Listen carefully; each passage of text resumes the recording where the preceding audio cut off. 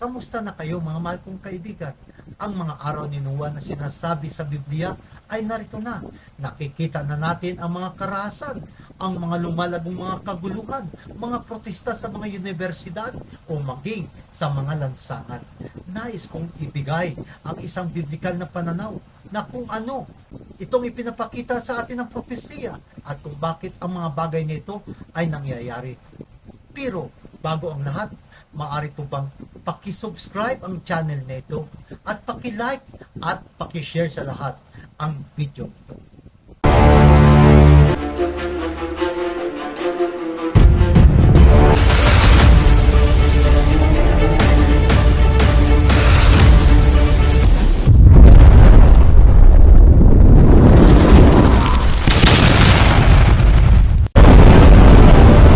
Ayon sa ikalawang Timoteo, Kabanata 3, talatang 1 at hanggang 5, at sa mga huling araw ay darating ang mga panahong mapanganib, sapagkat ang tao ay magiging maibigin sa kanilang sarili, mga maibigin sa salapi, mayayabang, mapagmalaki, mamumusong, masuwayin sa mga magulang, hindi mapagpapasalamat, hindi banal.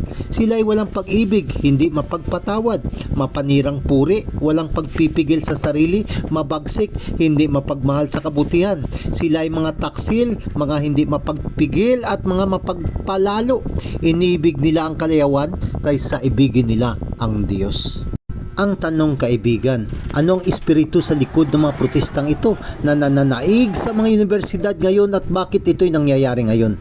Ayon sa NBCnews.com, nasa pasimula ng dapat ay ang panahon para sa pagdiriwang ng academic year ay natatabunan ng tag-of-war sa pagitan ng mga mag-aaral sa kolehiyo upang tutulan ang mga aksyong militar ng Israel sa Gaza.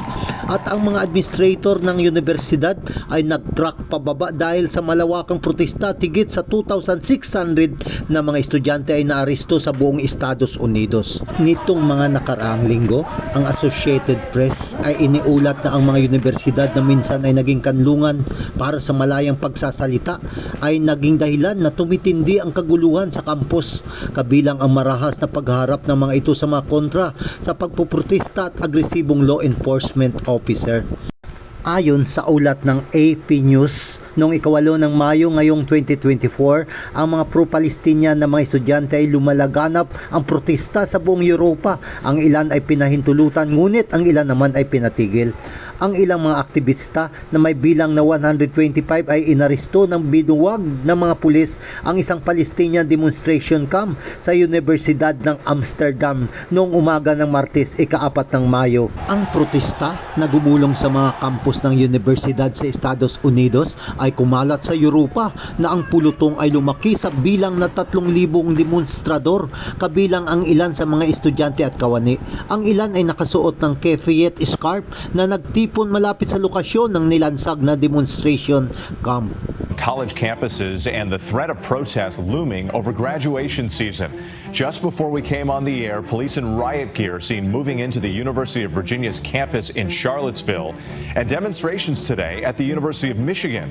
All of this raising questions about the impact on commencement ceremonies across the country. ABC's Phil Lipoff from NYU here in New York. Tonight, colleges boiling over, clashes between protesters and police at the University of Virginia. Graduation season now in full swing. Some celebrations marred by protests, fueled by the war in Gaza. Shut it down! Shut it down! At the University of Michigan, protests on the field and in the air. Pro-Palestinian demonstrators waving flags and chanting. Even booing during the president's speech. From above, supporters of Israel flying a plane carrying a sign that reads, "We stand with Israel." At least 2,300 protesters have been arrested on 46 campuses across the country in the last 3 weeks of uproar. Protests growing into encampments, administrators struggling with how to respond to the demands of protesters, for schools to cut ties with Israel altogether, divest from companies they say profit from the war, and publicly call for a ceasefire. While pro-Israeli supporters call for the release of the 100-plus remaining hostages kidnapped by Hamas on October 7th. Secretary of Education Miguel Cardona writing in a letter to colleges that he is particularly disturbed by the sharp rise in anti-Semitism, calling the incidents abhorrent. Many Jewish students feeling threatened. The Jewish community here we felt like a lot of our concerns have just fallen on deaf ears. In Florida, the chancellor of the state university system sending a letter to all state schools saying in part, while we respect and honor the First Amendment, a commencement ceremony is not the time nor the place for a political protest.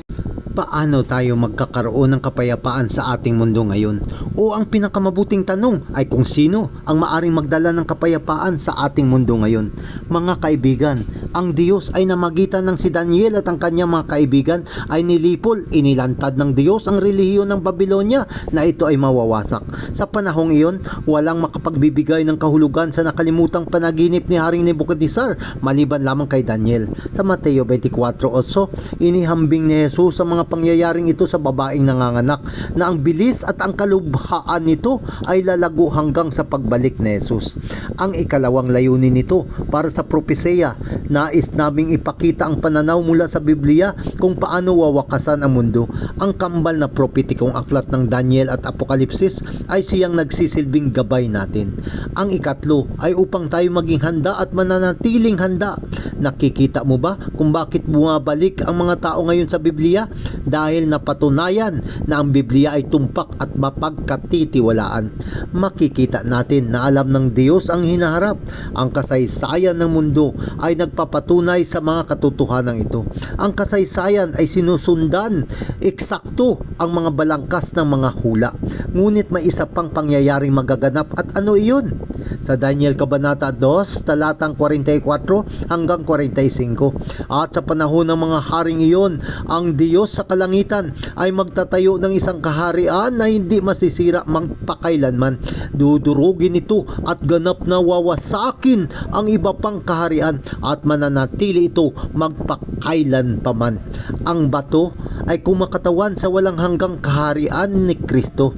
Kaya ang tanong, kaibigan, ano ang nararamdaman ng Diablo kina Daniel at sa kanyang mga kaibigan bilang mga kinatawan ng Diyos sa Babylonia?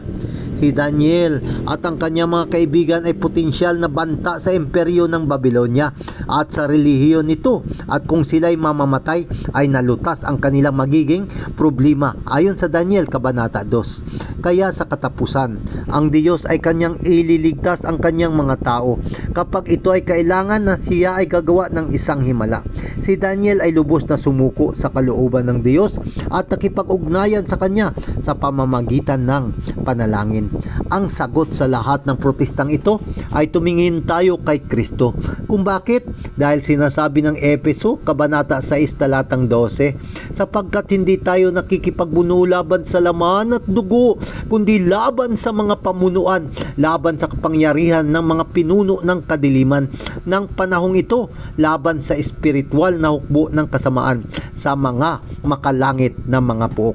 Ang ikalawang pagdating ni Kristo ay upang lipulin ang lahat ng mga kaharian sa mundong ito at magdadala ng hustisya sa lahat. Ngunit doon ay ating masasaksihan ang mga sakit na gaya ng panganganak at ang mga huling palatandaan ay magiging mabilis at malala hanggang sa pagbalik ni Jesus. Panghawakan mo ang iyong pananampalataya at tumingin ka kay Kristo Jesus. Kaibigan, dahil ang buhay na wala si Kristo ay buhay na puno ng krisis. Mapalad ang mga tagapagpamayapa dahil sila ay tatawaging mga anak ng Diyos at tagapagmana ng kaharian ng Diyos. Sa muli, kaibigan, ito si Elder Vincent Nepomuceno na laging nagsasabi, mag-aral tayo ng katotohanan mula sa Biblia dahil ang katotohanan ang magpapalaya sa atin mula sa kasalanan.